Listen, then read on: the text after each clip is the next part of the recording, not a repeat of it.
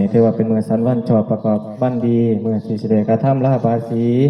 มือสิถวายบายสีเนาะให้แก่พระคุณเจ้าพระสงฆ์รูปไม้ท่านพระอาจารย์ทวินสาธุสาธุสาธุสุนันตุพลตนเยเทวาสังฆาดุราเทพยดาเจ้าทั้งหลายอันอยู่บนสวรรค์ชั้นจักรามาพบหกชั้นในโซรสรูปประพรม16 ชั้นบนยอดเหวห่วยในวิมานและอากาศตนอยู่ในทวีปต่างๆมีอุดรทวีปเป็นตนอยู่ในคงเขตประเทศไทยตนอยู่ทั่วทุกหมู่บ้านตนอยู่ในพงไผ่และป่าไม้ตนอยู่ตามเฮือนซ่านและให้หน้าทุกแห่งตนที่สิงสถิตรักษาอยู่ในภาคพื้นแผ่นดินอันมีแม่พระธรณีเป็นเขาตนอยู่ในแม่น้ำและฝั่งมหาสมุทรข้าขออัญเชิญกับทั้งข่าวพญาเวสสุวรรณผู้เป็นราชาของยักษ์คนท่านและพญานาคทั้งอยู่ไกลและอยู่ไกลได้ยินเสียงผู้ขาบอัญเชิญเน้นแล้วขอจงได้เสด็จมาให้พรลูกหลานพระอาจารย์ทวินกิติยานุผู้ได้รับการถวายบายสีให้เพิ่นอยู่สวัสดีมีชัยในบวรพระพุทธศาสนาตราบจิรติธิการเหิงเงานั่งสืบต่อไปก็ผู้เทิ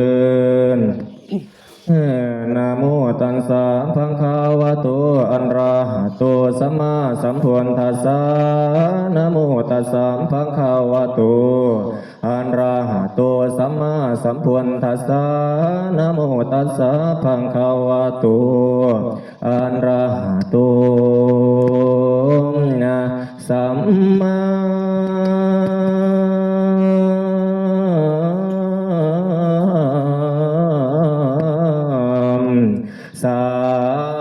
ัมพุ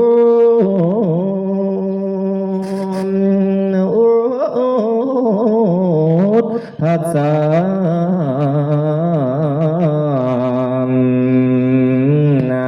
บัดนี้พามพุทธาจารย์ใด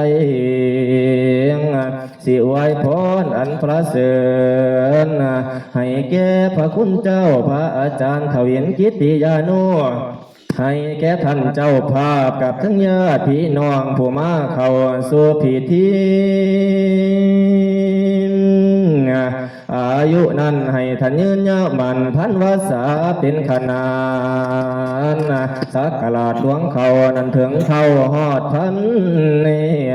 อย่าได้อายุสั้นตกดำหมองให้เจ้าของกายอยู่ไปได้หลายห้อยอย่ามีถอยอย่ามีลามรณะแต่ยังสาวยังหนุ่มให้ท่านได้ต้มตุ่มลุงป้าดอกยายวันนั้นให้ท่านสีสันเหลื่อมละคือทองทึ่งแทงคืออินแปลงแตงไว้ใสเหลื่อมอยู่บ่อเศร้าแม่นว่าแก่และเฒ่ายาได้มนมองสีเพิ่งกายให้สดใสดังท้องท่าแต้มไผ่ผู้เนมดูแล้วให้หลงยืนลืมยางให้เจ้าใสสะอาดอ่างอย่ามีเศร้าเหี่ยวยานสุขขานั้นให้เจ้ามีสุขล้นอย่ามีความโศกเศร้าโลกบ่เห็นเว้นบ่มีผีบ่ผ่านม่านบ่ไก่ใจเจ้าให้ซื่นบานภาระนั้นให้เจ้ามีพลังกาคือไพศาลสร้างใหญ่ปราบโมไพพญาติหายโจรกายพายพังแม่นสิเอาอยู่ย่างเขตทินเคหาหรือสิเดินทางไก่เที่ยวไปดอกไก่บ้านเองสุขสำราญอย่ามีเศร้าอย่าเจ็บขาปวดแข้งมีพลังแข็งแรงให้ได้ตุ้มพ่อแม่ให้ดูแลพี่น้องให้ลุงป่าผู้สู่คนนั้นพอนาศรัทธา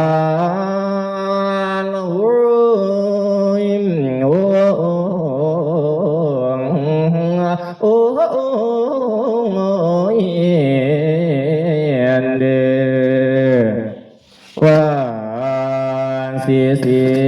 เสียนเทียมพระพรบวรเวียนวิเศษอันติเล็กอเนกันเตโชมโหลาเลือกอธิกาอัฏฐาตุลคุณพระหุลานเตโชชัยยมังคลังสุราสุรินอินพุมยมมายักษา สุนาคตาสุมังคลาอุตตมโชอุตตมโยอุตตมาดิธิอุตตมานิธิมหาสักขีพิลาศด้วยอำนาจอันลือสานฝูงข้าทั้งหลายหมายมาก้มเกตเกษาให้ได้อยู่ในเพศมนาคุณเป็นดังบุญไขขอบมากราบหมอบวันท่าญาติกะมาพ่อหมูมาโฮมโยวันท่าทั้งอุบาสกอุบาสิกายกขันโตผ้าผันโศกนำมาแปลงนำมาแย่งหลิงโตลูกหลานพ่อบวชเป็นสงฆ์ทวนทุกองค์งามสะอาดผิวพุทธผาดทองใสสีถือศีลดีครบบ่ขาดเป็นนักปราชญ์อาจารย์เป็นละสมภารน้อยนอผู้สืบต่อพระคำพี่เป็นผู้มีบุญมากศีลหลายหลากตามคำน้องถือตามข้องขัดเข่งขอให้เก่งทางธรรมจงจำเป็นยอดไปตลอดพรรษาดังคงค่าไหลลังให้เจ้านั่งเทศนามีปัญญาล้ำเลือแสนประเสริฐเหลือหลายอธิบายพระธรรมน้ำโศกทางโลกและทางธรรมจงน้ำคำพระเจ้าเป็นน้องเอามีปัญญาทรงภาษายาถ้อยเท่าแพ้ผลหลายทรงสุตตะนิกายสูตรทั้งหลายอันล้ำยิ่งจบทุกสิ่งวิในธรรมไผเป็นคำแจ้งจอจนเท่าหอดมหาปัฏฐานมีทั้งลังกาลอุตโตไทยไขเฮืองราชให้เป็นอาจมันเทียราคาเนล่ะขานอขวัญเจ้าบ่มาเมื่อนี้บาทว่าเดือนสามแด่สิน้ำขาท่านนี่แล้วขวัญเอ้ยขันว่าขวัญท่านบ่มาเมื่อนี้บาทว่าเดือนสี่แด่สิน้ำจีท่านนี่แล้วขวัญเอ้ยขันว่าขวัญบ่มาเมื่อนี้ละหึงปานใดเด้โนจึงสิเดือนหาละมีละสาละอยู่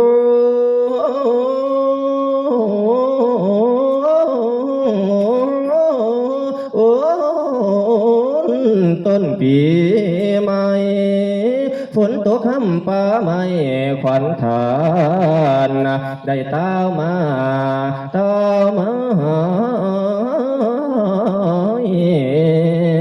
เดือนว่าฝูงข้าทั้งหลายพร้อมกันมาถวายบูชาแก่พระคุณเจ้าดังนี้ฝูงข้าจึงได้ปรารถนาต่างๆขั้นต่างละต่างๆนาบางพองปรารถนาเอาของม้วนมาสมบัติลางโลกีเป็นเศรษฐีมีรัตนาเนื่องน้องเงินกองคำมามิงนับโดยเสียงอาสงไขยบางพองปรารถนาเป็นพญาจักรวรรดิราชขอให้ชนะขานขาแพทย์ทวีชมผู้บางพองปรารถนาถึง3,000 ยุทธยานำสารขามสุนิราพานบางพองปรารถนาเป็นพระปานเจกพุทธเจ้าอันหลับยิงพ้นจากสิ่งสงสารบางพองปรารถนาเป็นพระอรหันต์เป็นที่แล้วอย่าให้แก้วคำปรารถนาขอจงให้อุดมสำเร็จจงประสิทธิ์แก่ฝูงข้าทั้งหลายจัตตารโอธรรมาวุฒิธรรมทั้งหลายอย่าได้ห่างอย่าได้ตางอย่าได้เขินเป็นหาดอย่าได้ขาดเขินวังจงสมหวังอนันต์เนงให้เป็นเอกในศาสนาให้รักษาพระธรรมพระสูตรให้ได้พูดแก่คนทั้งหลายให้ขยายพระธรรมตัดแก่ให้ได้แผ่พระธรรมวินัยจงอย่าเลยพุทธศาสตร์ไปประกาศแก่คนทั้งหลายไปขยายทั่วสมภูทวีบาทบาหอดเดือนหายให้ขวัญพระคุณท่านนี่ขี่มาข่าวมาซ้ำท่านว่าหอดเดือนเดิมไงล่ะขวัญท่านขี่มาข่าวมาภายล่ะกายมากูดีมองท่านอยู่ว่าแน่เด้อโอ้ยเด้อล่ะ ขวัญเทินเจ้าในจงมาอยู่ในอารามขวัญเจ้าจงมางามในศีลธรรมองค์อาจอย่าได้ขาดเสียสีอย่าได้มีหมองมนอย่าได้โคนเพพังให้เจ้าฝังเป็นแก่นให้เจ้าแน่นดังศิลาเลี้ยงให้เจ้าแข็งดังหินแสนก้อนอย่าได้ย้อนถอนเป็นดังเขาสูเมนบ่เงียงให้เจ้าเทียงดังตาซิ่งให้เจ้าเอียงพระพุทธอย่าได้สุดเอ็นเอียงให้เจ้าสูงเพียงฟ้าให้เจ้างามทั่วลาแดนไตไปทางใดมีผู้แห่ให้เป็นแก่ในภาษาให้สมคำปรารถนาให้สมคำปรารถนาของสัมมาสัมพุทธเจ้าทุกคำเศร้าพิกขาจารอย่าหันเหสินออกกิเลสลอกหนีหายสมความหมายทุกอย่างอย่าได้ห่างพระวินัยจงสดใสในธรรมอันเลิศจงประเสริฐในศาสนาขอจงอุดมด้วยจตุรพรทั้งสี่คืออายุวันนาสุขาภละอโรคยะอันทวนหาปฏิภาณะอันทวนหกอธิปไตยะอันทวนเจ็ดจงเสด็จลงมารักษายังขันธาสันดานแห่งท่านพระอาจารย์ในละทวินกิตติยานุให้ได้สืบพระศาสนาสืบต่อไปก็พูนเถิดว่าดังนั้นแล้วก็จึงบายเอาฝ่ายอมแก้วมงคลคุณความดีความงามดูอาจผูกขวัญท่านทั้งหลายผูกขวัญท่านพระอาจารย์ท่านเป็นผูกเบื้องซ้ายขอให้ขวัญท่านพระอาจารย์นี่มาก็มาเยอะท่านเป็นผูกเบื้องขวาขอให้ขวัญพระคุณท่านนี่อยู่แล้วละมาทุกหมู่ทุกองค์มาทุกตนทุกคนนี่ก็พูดเถิดว่าแล้วนั้นตั้งแต่ไหนกาละเมื่อนี้นี้เมื่อนาให้ขวัญพระคุณท่านนี่อย่าได้ถอยซาเสียสี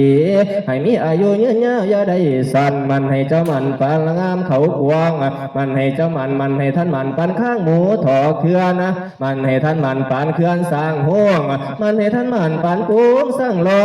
มันให้ท่านมันปานก้อนหินแดงแข็งให้ท่านแข็งปานแผ่นหินลาสูงเทียมอ่านเขาเสมียนใหญ่เพียงต่อขวัญพระคุณท่านอย่าได้หากใหญ่เพียงลาพระคุณท่านอย่าได้คนอย่าได้มนเหมือนตองอย่าได้มองเหมือนเท่าอย่าได้เท่าเก่าเสียสีให้ขวัญท่านพระอาจารย์ทวินกิตติยานุนี้มีตั้งแต่ละอายุนึงสุขังพลังขอให้ตั้งเทียงมัน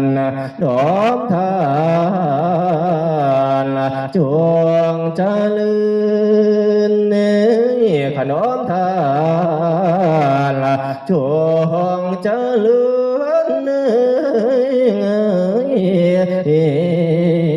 ญเดินเลือก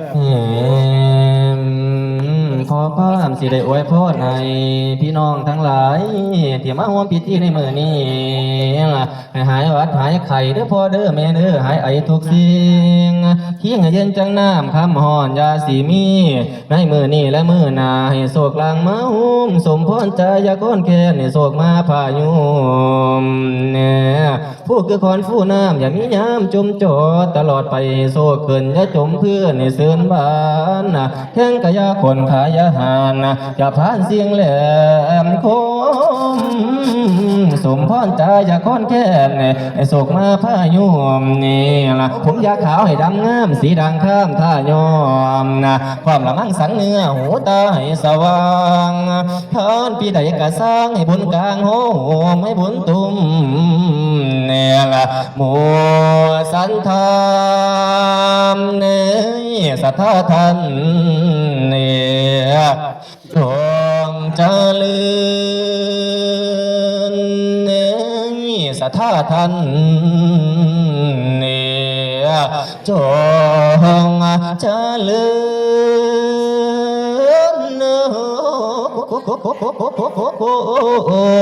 โอ้ย